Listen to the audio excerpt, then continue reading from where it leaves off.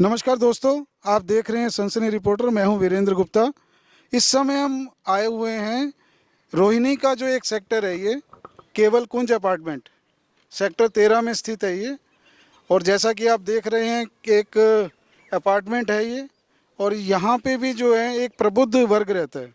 जो दिल्ली के elite class के लोग हैं वो यहाँ रहते हैं। इसमें ब्यूरोक्रेट्स भी हैं, वकील भी हैं, जजेस भी हैं, पुलिस अधिकारी भी हैं, और जो दिल्ली सरकार के सरकारी विभाग हैं उसके बड़े अधिकारी भी रहते हैं। तो आज हम ये देखते हैं कि ये जो वर्ग यहाँ पर रहता है, ये वर्ग जो है क्या सोचता है दिल्ली सरकार के कामों के बारे में। तो आज इनकी राय लेने के लिए हम यहाँ मौजूद हैं। चलिए इनकी राय लेते हैं। हमारे साथ कुछ यहाँ के नागरिक पार्क में मौजूद हैं। इस पार्क में इनसे बात करते हैं और जानते हैं ये क्या राय रखते हैं दिल्ली सरकार के बारे में। चलिए बात करते हैं और जानते हैं। सर, आप अपना नाम बताइए। सुभाष खन्ना। तो इस समय देखिए दिल्ली में चुनाव आने वाले हैं, और आप लोग क्या सोचते हैं जो दिल्ली सरकार काम कर रही है पिछले 11 साल से? अरविंद केजरीवाल जी दिल्ली के मुख्यमंत्री हैं, तो जो इन्होंने नीतियां लागू की हैं, जो दिल्ली के लोगों के भलाई के काम किए हैं, जैसा कि ये कहते हैं, तो आपकी क्या राय है इस बारे में? भलाई का कोई काम हुआ नहीं है दिल्ली में जी। मोहल्ला क्लिनिक देख लो, यहाँ रोहिणी में मोहल्ला क्लिनिक है, वहाँ कुत्ते भौंकते हैं, कुत्ते रहते हैं, कोई मरीज कुछ नहीं आता। भ्रष्टाचार की कोई लिमिट नहीं है। मोहल्ला क्लिनिक नाम से इन्होंने भ्रष्टाचार दबा के किया है जी, और फर्जी उन्होंने नंबर डाल के लोगों के टेस्ट वगैरह किए हैं। बसों में भ्रष्टाचार हुआ है। यमुना की सफाई आज तक 10 साल हो गए। अभी केजरीवाल जी कहते हैं मेरे से गलती हो गई है, अगले 5 साल मौका तो फिर यमुना की सफाई होगी। वो भी यमुना की सफाई नहीं हुई है। और शराब की बोतल एक बोतल फ्री, उसमें भ्रष्टाचार हुआ। ये तो पूरी भ्रष्टाचार से लिप्त दिल्ली सरकार। कोई अच्छा काम भी किया है या नहीं? अच्छा काम यही है कि भ्रष्टाचार खूब हुआ है। अच्छा, यही अच्छा काम हुआ जी। चलिए और जानते हैं। सर, अपना नाम बताएं। रवि मनचंदा। जी, आपको क्या लगता है कि जो देखिए टैक्स पेयर के पैसे से सरकार चलती है, बिल्कुल। तो जैसे कि आप, तो चलिए मैं देख रहा हूँ यहाँ पे अपार्टमेंट में संपन्न तबका रहता है, तो आपको कोई लाभ मिला क्या?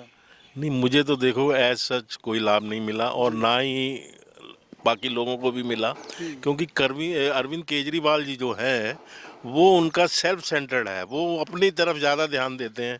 आप देखिए उनका अपना बेंगलो जो बना है 50 करोड़ का, जिसकी अभी तक इन्वेस्टिगेशन चल रही है। शराब घोटाले में वो फंसे हुए हैं, तो और झूठे वादे वो ज़्यादा करते हैं, असली काम कम करते हैं। तो मेरे हिसाब से इस बार दिल्ली सरकार, केजरीवाल सरकार को नहीं आना चाहिए। तो अभी इन्होंने देखिए जो बुजुर्ग लोग हैं दिल्ली के, उनके लिए संजीवनी योजना लाए हैं। आपको लगता है इससे कोई लाभ होगा जो हमारे बुजुर्ग हैं? नहीं, तो इन्होंने केंद्र सरकार वाली योजना क्यों नहीं एप्लीकेबल की यहाँ? देखो, केंद्र सरकार की जो योजना थी वो पूरे अक्रॉस द कंट्री चल रहा है, सिर्फ बंगाल और दिल्ली में नहीं है, क्योंकि वहाँ ममता जी हैं और यहाँ केजरीवाल जी हैं जो अपनी हुकूमत चाहते हैं। तो मेरे हिसाब से सेंट्रल गवर्नमेंट वाली जो स्कीम है वो चलनी चाहिए। जी। सर, अपना नाम बताइए। Ravi Prakash Gupta, retired bank manager. तो सर आप बताइए, चलिए आप बताइए कि जो इतनी घोषणाएं की गई हैं सभी तबकों के लिए, हाँ जी, हाँ जी। हालांकि ये जरूर है कि जो पे करते हैं लोग, बिजली का बिल पे करते हैं, पानी का बिल पे करते हाँ जी, हैं, हाँ जी। उन्हें कोई सुविधा मिली ना मिली? आपको कुछ मिली तो आप ये बताइए। हमें तो कुछ सुविधा नहीं मिली। बाकी जो टैक्स पेयर का पैसा जो फ्री बांटते हैं रेवड़ी, ये बिल्कुल गलत है। अच्छा।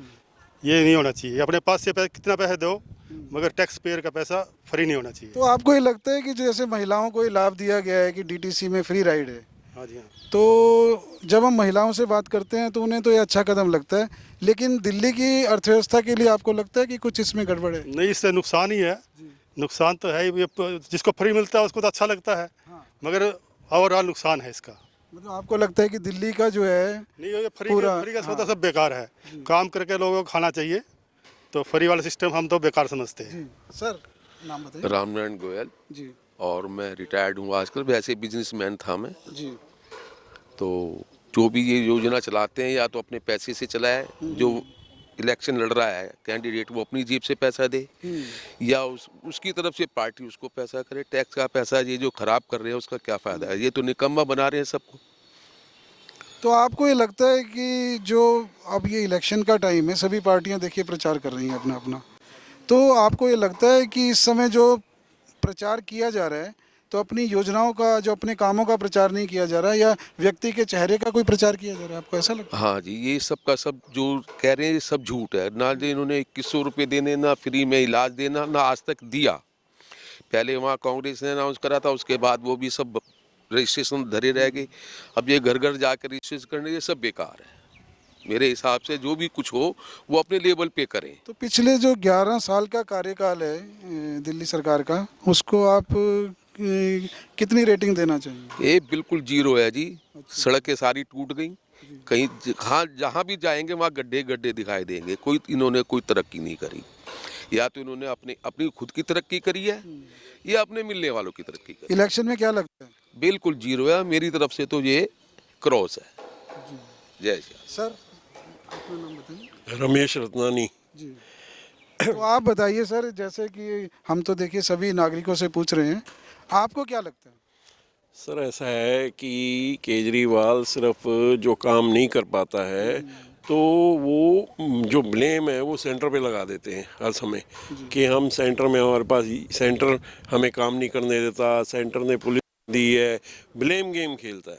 अभी उनका एक इंटरव्यू में देख रहा था, उसमें उन्होंने बोला कि मैं न जमुना साफ़ करा सका, न मैं ये सड़कें यूरोप जैसी बनवा सका, न मैं पानी नलके में टूटी में पानी दे सका। ये तीनों मैं मानता हूँ कि मैं नहीं कर सका, और अब की बारी फिर मुझे वोट दीजिए तो मैं ये आपको फिर से करके दिखाऊंगा। ये क्या आपको 10 साल समय मिल गया, आप ये काम नहीं कर सके, तो अब फिर से दोबारा वोट मांग रहे हैं कि आप दीजिए, मैं आपको ये काम करके दिखाऊंगा। तो सर, पिछले 11 साल में किसी विभाग का आपको कोई काम नहीं लगता कि किसी भी विभाग में कोई अच्छा काम हुआ सर हो? ये जो बांटते हैं रेवड़ियाँ, ये जो फ्री हुआ, ये सिर्फ वोटों को लुभाने के लिए ये सब कुछ रेवड़ियाँ दी जाती हैं।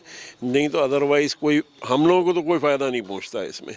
ना बिजली बिल हमारा माफ़ है, ना पानी का बिल हमारा माफ़ है, तो हमें तो कोई फ़ायदा नहीं है। सिर्फ ये उस तबके को दे देते हैं, और जिससे कि वोटों को ये एक तरह से ब्राइब है कि वोटों को उन्होंने अपने तरफ खरीद।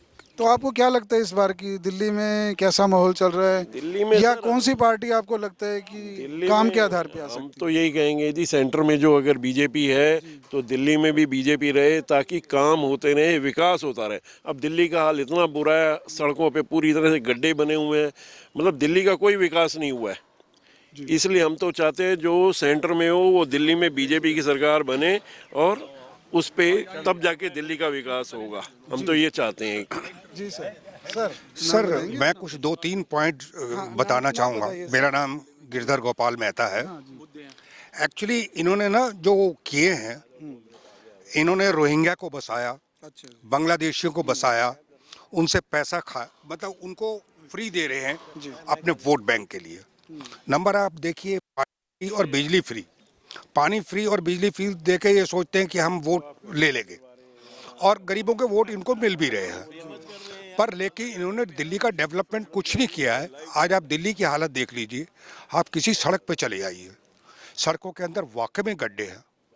और मिडिल क्लास के लिए जो टैक्स पे करता है, जो हायर क्लास है वो टैक्स पे करता है, उनको क्या बेनिफिट है? दिल्ली की बहुत अच्छी योजना, सेंट्रल गवर्नमेंट की बड़ी अच्छी योजना थी कि 5 लाख का इंश्योरेंस मिलेगा, कुछ शेयर दिल्ली गवर्नमेंट को देना पड़ेगा, लेकिन ये अपना नाम कमाने के लिए कुछ नहीं। अगर इन्होंने फ्री देना था तो पंजाब में 2 साल पहले इन्होंने घोषणा की कि ये करेंगे, 2100 रुपये भी देंगे और ये सब चीज़ फ्री देंगे।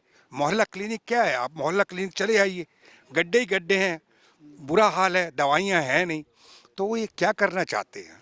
तो मैं ये जानना चाहूँगा सर कि पिछले देखिए 2 टर्म्स में 60 से ज़्यादा सीटें मिली हैं इन्हें 70 में से, तो इसका क्या राज है? इतनी जनता इन्हें समर्थन क्यों दे रही है? देखिए ऐसा है कि जब शीला दीक्षित की सरकार थी, उस टाइम सेंट्रल के अंदर काफ़ी क्या कहते हैं, करप्शन थी। तो नतीजा क्या हुआ, लोगों ने चेंज करने की सोची। इन्होंने जो अन्ना मूवमेंट चलाया, इन्होंने दिखाया कि ये सब करप्ट हैं कांग्रेस के लोग, एक हमें दीजिए, हम ईमानदार हैं, हम दिल्ली का डेवलपमेंट करेंगे। लोगों ने सोचा, हम भी उसमें से एक थे जो केजरीवाल के लिए गए अन्ना मूवमेंट के अंदर। उसके बाद इन्होंने जब ये पावर में आ गए, इन्होंने फ्री की रेवड़ियाँ देना शुरू की। उन रेवड़ियों का नतीजा क्या हुआ, गरीब लोगों को तो पानी मिला, फ्री मिला, बिजली मिली, लेकिन हम मिडिल क्लास के लिए कुछ नहीं मिला। हमारा टैक्स पेयर का मना पैसा जो था, ना तो इन्होंने सड़कों पे लगाया, ना दिल्ली के डेवलपमेंट में लगाया। इन्होंने टैक्स पेयर का पैसा सिर्फ अपनी बंगले बनाने के अंदर और अपनी ऐश आराम के लिए। यही केजरीवाल कहा करते थे, मैं कार नहीं लूँगा, मैं बंगला नहीं लूँगा, मैं 2 कमरे का मकान में रहूँगा। आज क्या हाल है? तो इन हालात को देखते हुए मैं ये नहीं कहता कि सब पार्टियां ईमानदार हैं, पर हाँ, हम ये सोचते हैं इस टाइम चेंज होना चाहिए। तो सर मैं ये जानना चाहूँगा कि कोई भी सरकार है तो आप लोगों की उससे क्या उम्मीदें हैं, उसे किस तरह का काम करना चाहिए नागरिकों के लिए? हम चाहते हैं कि वो डेवलपमेंट हो जो हर एक को फ़ायदा मिले, अमीर को ही मिले, गरीब को ही मिले और मिडिल क्लास को ही मिले। ये हमारी वो इच्छा है। और दिल्ली का डेवलपमेंट हो, दिल्ली को ये कहते हैं हम लंदन बना देंगे, वाकई में सड़कें ऐसी होनी चाहिए जो देखने लायक हो, बस स्टैंड ऐसे होने चाहिए जो देखने लायक हो। मतलब काम दिखाई देना चाहिए, काम दिखाई सिर्फ जो है एक वायदों पे और भ्रम में डाल भ्रम में के नहीं ना। रखना चाहिए कि सब चीज़ फ्री दे देंगे। गरीब आदमी को क्या है, वो तो झोपड़ी में रहता है, उसको पानी फ्री मिल गया, बिजली फ्री 200 यूनिट मिल गई, उसका तो काम हो गया। उससे आपने वोट ले लिए, या बांग्लादेशी से ले लिए, या रोहिंग्या से ले लिए। नहीं ठीक बात है सर। हमारे साथ और भी सज्जन खड़े हैं, इनसे भी बात करते हैं। सर अपना नाम बताइए। सुरेंद्र कुमार ढींगरा। तो सर आप ये देखिए इलेक्शन का टाइम है, देखिए सभी पार्टियां अपने अपने बड़े बड़े वायदे कर रही हैं। आपको क्या लगता है कि जो वर्तमान सरकार है ये खरा उतरेगी पब्लिक की उम्मीदों पे या फिर जाना होगा इसे? देखो, अगर हम रिकॉर्ड देखें इनका, तो ये किसी भी वायदे पे खरे नहीं उतरे। सिर्फ खरा उतरना, जो कहा उसका आधा भी कर दें अगर, तो हम समझते हैं वो पास तो हो गया। मगर जो कोई भी वायदा अपना स्वयं पूरा ना कर पाए, उसके अलावा मेन मुद्दे जो हम आज हैं, हमारा पानी, वायु और सुरक्षा जो मुख्य, ये तीनों हमें हर एक को सुलभ हो, अच्छी वायु मिले, जिसे प्रदूषण ना हो, जल ऐसा मिल जाए कि हम पीने के लायक हो, और हमें सुरक्षा इतनी मिले कि चलते राह पे इतनी ऐसा सब ना हो जो हो रहा है। चलिए मैं एक और बात जानना चाहूँगा, बीच में देखिए रोक रहा हूँ आपको। इस समय जो आपके वर्तमान विधायक हैं उनके बारे में बताइए, और वो कैसा काम कर रहे हैं, किस पार्टी के, थोड़ा उनके बारे में भी बताइए। देखिए, विजेंद्र यादव जी हैं, विजेंद्र गुप्ता जी बीजेपी के। उनका तो रिकॉर्ड बहुत अच्छा रिकॉर्ड है। कितने मेरे ख्याल 3 टर्म्स से तो वो आ ही रहे हैं, और लगातार वो चुने जा रहे हैं। यहाँ की पब्लिक ही नहीं, मैं समझता हूँ वो जिस तरफ से वो जीत के आते हैं, उनके आप परसेंटेज ऑफ वोट्स देख लीजिए, वो उनका काम बोलता है। जो कहते हैं वो करते हैं। इवन है उन्होंने हर अपार्टमेंट के अंदर लोगों को सुविधाएं प्राप्त अपने फंड से, जो एमएलए के फंड्स होते हैं उनसे करा के, किसी को सड़कें बनवा के दी हैं, किसी को गार्ड रूम बनवा के दिए हैं, किसी को और फैसिलिटीज़ दी हैं। उन्होंने तो बहुत काम किया है इस एरिया के अंदर। विजेंद्र गुप्ता जी का कोई मुकाबला कर ही नहीं सकता मेरे हिसाब से। तो आपको ये लगता है कि विधायक की अगर इच्छा हो तो सब कुछ हो सकता है? बिल्कुल हो सकता है। अगर ये मन की इच्छा विधायक की हो और सरकार की हो, तो कार्य तो सभी सरकारें कर सकती हैं, परंतु मैं समझता हूँ ये करना ही नहीं चाहती। इन्होंने जो वायदे किए आज तक पूरे नहीं किए, और हम इनसे कोई उम्मीद बिल्कुल नहीं करते कि इन्होंने वो जो वायदे पूरे नहीं किए, इसके अलावा इन्होंने गलत काम किए हैं जिससे आम पब्लिक इफेक्टिव है। आप देखो रोहिंग्या और मोमडन्स को जो जितना बसाया जा रहा है, आप झुग्गी झोपड़ियाँ उनकी, और जो हमारे फ्लाईओवर्स हैं और हमारी मेट्रो के नीचे जगह जगह पर उनको बसाकर उनकी आबादी ही नहीं बढ़ाई जा रही। वहाँ पर गलत कार्य हो रहे हैं बहुत ज़्यादा। वहाँ छीना झपटी, चोर चकारी वहाँ पर बहुत बढ़ गई है। तो इससे तो बड़ा मुश्किल है। दिल्ली का तो पोल्यूशन वैसे बढ़ा रखा है, अब पब्लिक का पोल्यूशन और बढ़ा रहे हैं ये। तो दोस्तों आप ये देख रहे हैं कि ये जो एक ये संपन्न तबका यहाँ पर रहता है, मैंने जैसे आपको बताया कि एक ये इलीट एरिया है, ये पॉश एरिया माना जाता है रोहिणी का, और यहाँ के जो लोगों की राय है आप सभी ने सुनी। अब देखना ये होगा कि दिल्ली सरकार अगर इनकी अपेक्षाओं पे खरी नहीं उतरती है तो क्या दिल्ली सरकार को इसका खामियाजा उठाना पड़ेगा। चलिए इसी मुद्दों पर हम बने रहेंगे, आपसे फिर मुलाकात होगी। कैमरामैन मुन्ना लाल के साथ मैं वीरेंद्र गुप्ता, सनसनी रिपोर्ट के लिए।